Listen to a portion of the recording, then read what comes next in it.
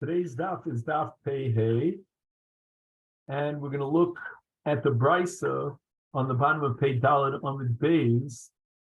That's 4 lines before the end of the Amud. Hagonev tivlo shel chavero. So let's call him Shimon. Shimon owns Peros, and he has not yet separated the Trumas of Maestros, and therefore the status of his Peros is Tevel. Now Ruvain steals the Tvua of Shimon, Viacholo. And Ruvain not only steals the Tvua of Shimon, but he even eats it. And here the Brisa records Machlokes Shin Rebbe and Rabbi Yossi.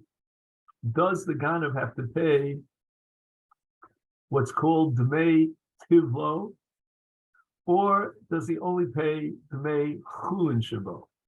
We'll start with the Shita of Rebbe. Rebbe says, Mishalim lo Dmei Tivlo. He pays the entire sum. So let's say, for example, he's got a weight of 100. He'll pay the entire weight of 100. We don't subtract anything. Rabbi Yosef, Rabbi Yehuda Omer, Eina Mishalim el Dmei Chulin Shabo. He will not pay for the entire 100, but rather we will subtract from the value of the 100, let's say 15. We'll take off 10% for Maser and another 5% for Truma, or 2% for Truma. And there's no chiyuv nezikin of Gneva to pay for the value within the tevel of the Trumas of Maestros that are mixed into the tevel. And the Gemara is going to introduce now, in order to explain this machlokas, a concept called Tovas Hana, whether it's Mammon or not Mammon.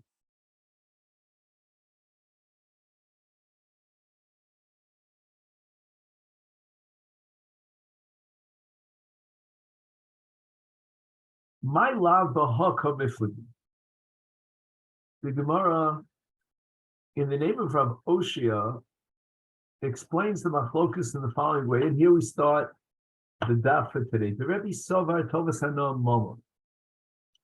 Rebbe holds you have to pay the entire sum for the full 100, including the Trumas and Maestros mixed in, because the Bailim, we call him Shimon, owns the Trumas and Maestros. He has monetary possession over the Trumas and Maestros, and the reason for that is because Tovas Hadam Mammon.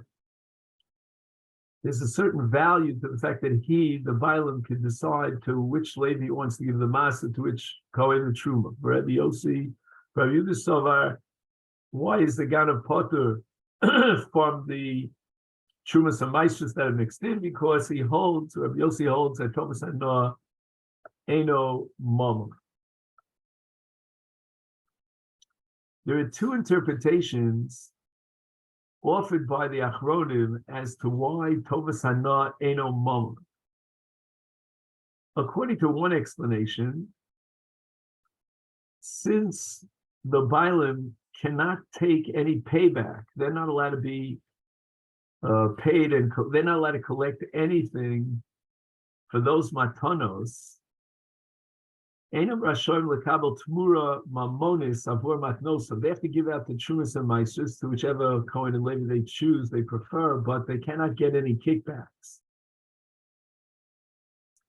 And even though the Kohen now owes him a favor, which is called Machziko Tova, or the Levi, but Ein Zeh Choshev Mammon, that's not considered Mammon. Now the reason why a Bailim are not allowed to accept any kickback from the Kohen for this Tovas Hana that they gave him, the Matanos, is because of something called Mocher Kodshim. We're not allowed to sell Kodshim. And Truma, although it doesn't have the same status as Kodshim, it's Kodshim Gvul, but nevertheless it looks, at least in the eye of the spectator, as if he's selling Kodshim. Now we offer a second explanation. And that is, does the Bailim have a schus beguf hamatana?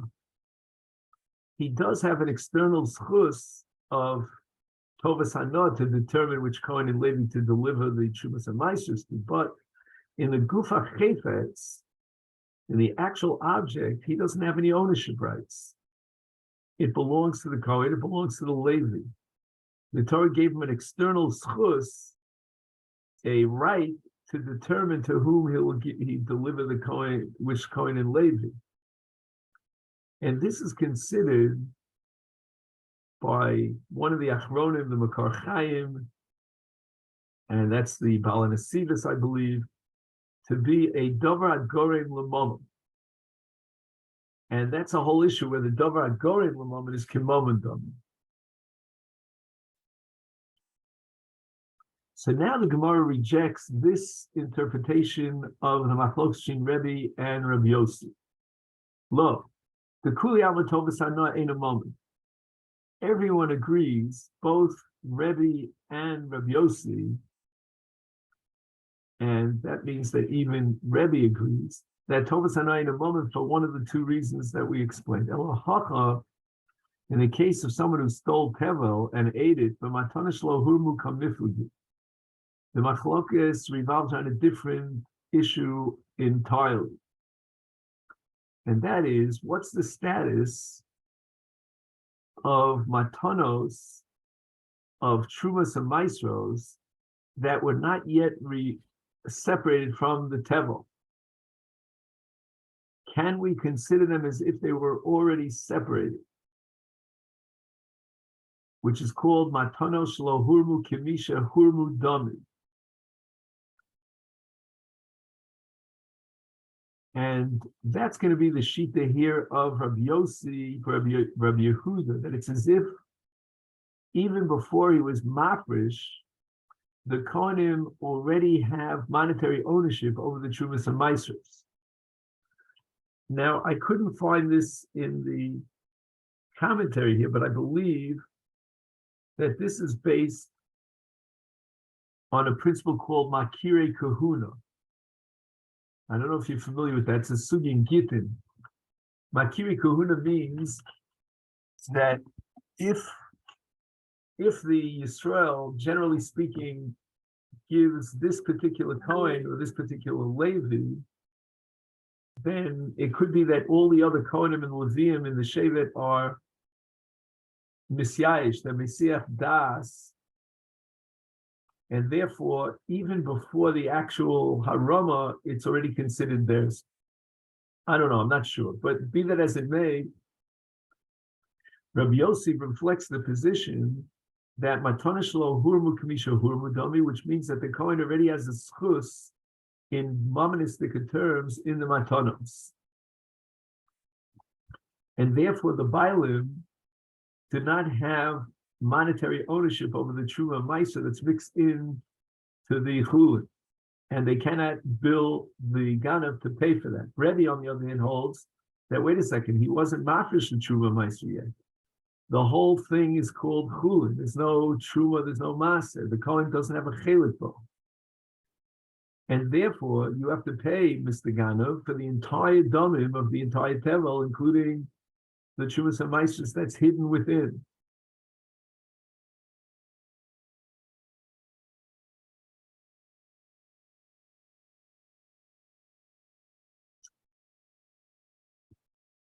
Now, the Ran says here, it's very interesting, something that seems to contradict what he himself said earlier.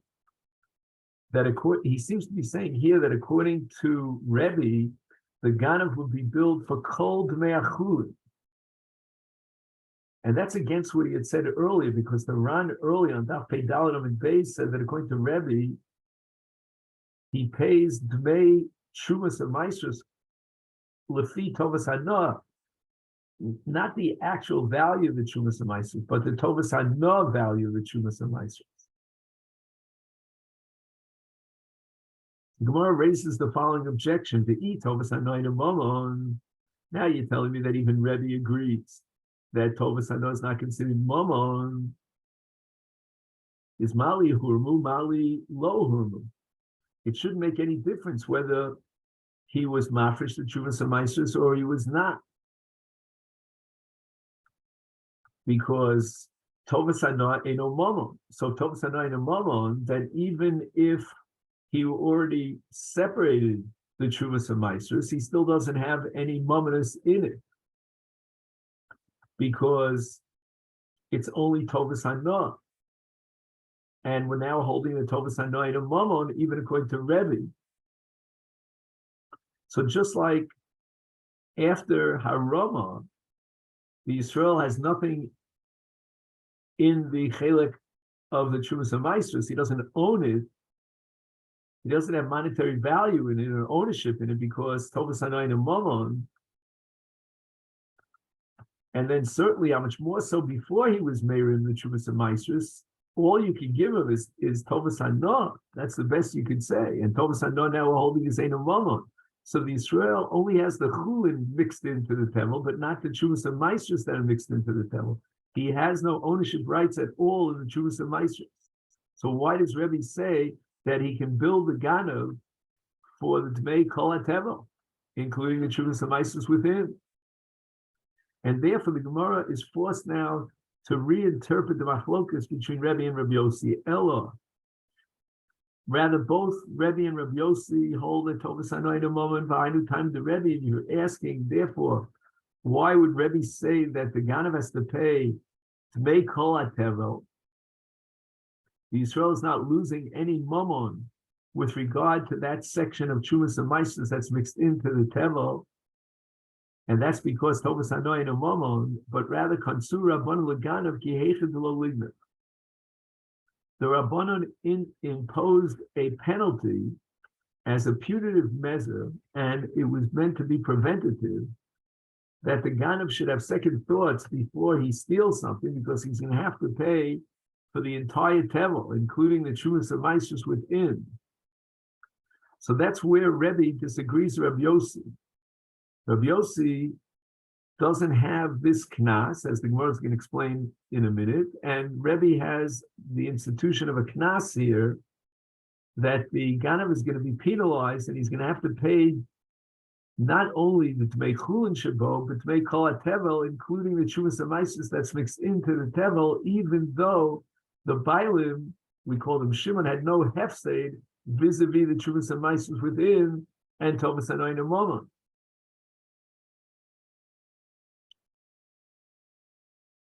And the Gemara says now, Rabbi Yossi, Rabbi Yehuda Sovar, the reason why Rabbi Yossi's position is such that the Ganav only has to pay the Dmei Chulin Shebetevel, but not Dmei Kol HaTevel, is Kansur Rabbanon L'Bal Habayis, because not only is the Ganav, in a sense, a Poshea, well, that's for sure, that goes without saying, he's definitely a bad guy, but not only that, even the Balabayas has somewhat, to some extent, maybe passively, contributed to this situation in which the Tevel, which has within it Chuvas Amaisros, was stolen. And that's called Hisha B'Beso Tevel. The halacha requires that once you have Tevel, and even in the Beis HaGoren, you should already be mafresh Chuvas Amaisros. We don't want anyone to chas v'shalom be nitkal in the Isid Tevel, which is a chiv misa b'dei shamayim, and therefore don't be masha in your house. Don't leave around Tevel. And therefore, the shita of Rabbi Yossi is that we're going to impose a knas on the Balabayas, and he should lose even the monetary rights that he has in the Chuvas Amaisros, even the Dmei Tovas Hana. Although once again, we have to say that at this point in the Gemara is making a full-fledged turnabout, and now holds that everybody, both Rebbe and Rabbi Yossi, maintain that Tovas Hana is Mamon. Because otherwise, this Gemara of Kansur Rabbanon L'Bal Habayis makes no sense. What do you mean Kansur Rabbanon L'Bal Habayis? The Balbayis doesn't have any ownership in the Chuvas Amaisros because Tovas Hana Eino Mamon. But here the Gemara makes an about face rejecting its original position that Kuli Alma, everybody agrees, but Rav Yossi and Rebbe that Tovas Hana ain't a moment. Now the Gemara is saying no. Both Rebbe and Rav Yossi agree that Tovas Hana Mama. And in the confrontation here between the Ganav and the Balabayas, Rebbe throws the blame, pushes the blame onto the Ganav, and Rav Yossi says, wait a minute, the Balabayas is also guilty. So in order to strengthen this halacha that one should not be masha his tevel, but rather should give Trumas and Maisras immediately, do the afrasha at the first possible moment urgently, the Rabbanan instituted a knas on the Balabayas. And that's the sheet of Rabbi Yossi. And therefore, even though the Balabais has Tovas Hana Momon in the Trumas and Maisras, he cannot collect from the Gan. Now, we had a stira between the Mishnah, in the Mishnah from the Reish of the Sefer. Rava has another suggestion as to how to reconcile that contradiction. Rava Amar, Tovas Hana is Momon. Nevertheless, when a person prohibits Hana onto all the Kohanim, the Truma can be collected against the will of the Balbais, the Madi.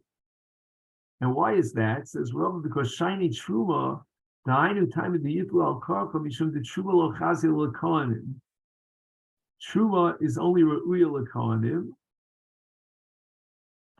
And even though the Balabais gains a certain Hanos Momon, because in Tovas Hana, his ability to choose which Kohen is going to owe him a favor, he's going to give him a Truma, but nevertheless, the Balabais cannot retain the Truma for himself. He must give it to the Kohen. And therefore, when he says and declares his neder of Kohanim Nenesli, Kevan de Ka'asi le'mesra alayu, if he's coming to prohibit onto the Kohanim Hana from a Truma, Shavya Afra B'Alma. All right. What does this mean, Shavya Afra B'Alma? What he's doing here by imposing this neder on the Kohen, he's basically saying, I'm giving up on my Tovas Hana. I have a Tovas Hana in this Truma, but I'm giving up on it. I'm being mafkir my Tovas Hana. Now, once he does so, he no longer is in the driver's seat. He no longer has the rights to decide which Kohen will take it. Therefore, the Kohanim can now come and take the Truma against his will. And that's not considered as if they're getting Hana from him, because once the Truma is mufka from Tovas Hana, as long as there's a Tovas Hana, and therefore the Kohen, by receiving the Truma, is benefiting, then he's violating the Neder, because the Neder imposed upon him an Isra Hana. But now we were completely mevatel the Tovas Hana by virtue of the fact that he, the Bailim, were mafkir their Tovas Hana and declared that this Truma is prohibited to the Kohanim. So now, if there's no Tovas Hana, then the Kohen is not benefiting from the Israel, because the Israel doesn't even have the rights to choose the Kohen.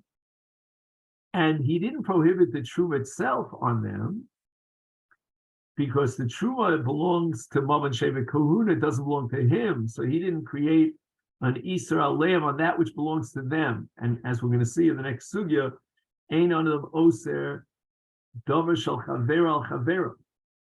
So all the Isur, the whole Havamini of the Isur is in terms of the Tovas Hana when the Yisrael chooses the Kohen. But now we're holding that since Trumas Al-Chazia L'Kohanim and Ossi L'Misra Layu, is then what he's doing is he's being mafkir his rights of Tovas Hana, and Mamel is mafkir the Isur Neder when the Kohen takes the Truma, because the Kohen is not benefiting from the Bailim, because the Bailim have already given up on their Tovas Hana. And this leads us to the Mishnah here on Daf Pei Hey. This Mishnah is going to deal with the case of a woman who prohibits hana onto her husband, or perhaps onto her relatives, mimaisi yodeh, from the fruits of her labor.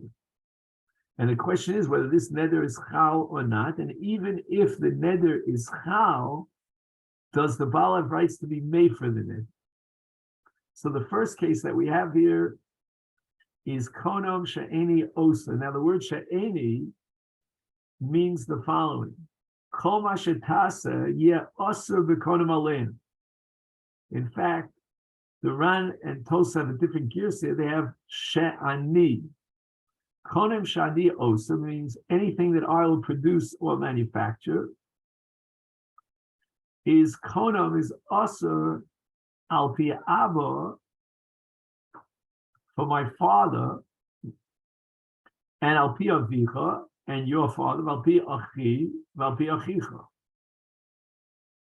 So she is prohibiting hana from maisi yodeh on her father, her father-in-law, her brother, or her brother-in-law. Eino yachal lahafik. This is not called a neder of inu nefesh, and therefore her Baal cannot be made for the neder. And even though she cannot give hana to these relatives of hers, but that's not considered inu nefesh. But l'chora, you might say it's dvarim shebeino leveina, and therefore he should have, the Baal should have rights to be mefer. So the answer is, says the Shita Mekubetz, is dvarim shebeino leveina eina el dvarim hamargilim chibas tashmish v'kol shkei tashmish atzmo oshar shimush sha'osa ha'isha lebaila mamish. But as far as Malach is concerned, ein habal yochel lochav es ishto lasos malacha. The only rights that the Baal has is hanaka, that he can demand that his wife nurse their child. And therefore, in this context, this is not even a neder of beino leveino, and therefore the Baal has no rights to be made. However, if she says to her husband, she'eni osal picha, eino tzarich lahafik. If she prohibits her maisi yadayim onto her husband, then according to the Tanakama of Mishnah, he cannot be made for this neder. I'm sorry, he does not have to be made for the neder because of shibud ishto lemaisi yodeh. She has a shibud to give over to her husband within the context of the ksuba, her produce, her maisi yadayim. And therefore, the neder cannot be mafkia the shibud. The neder is not kal, and there's no need for afar. Rabbi Akiva Omer Yofet. Rabbi Akiva says that it is a good idea for the Baal to be made for this neder. Shema tadif olav yosim in aroy. She may do more malacha than she's required to do according to the law. The required halacha is mishkal chamesh sloim. That's a Mishnah Ksubis. And if she produces more than a mishkal of chamesh sloim, that belongs to her. And if he's not to be made for the Nedarim, then he won't be able to have hana from that odeh, from that surplus beyond the 5 sloim. And now it becomes dvarim shebeino leveina, and he can be made for it because now he's going to, again, it's not inu nefesh, but he's going to have a detrimental situation here when he cannot benefit from the odor.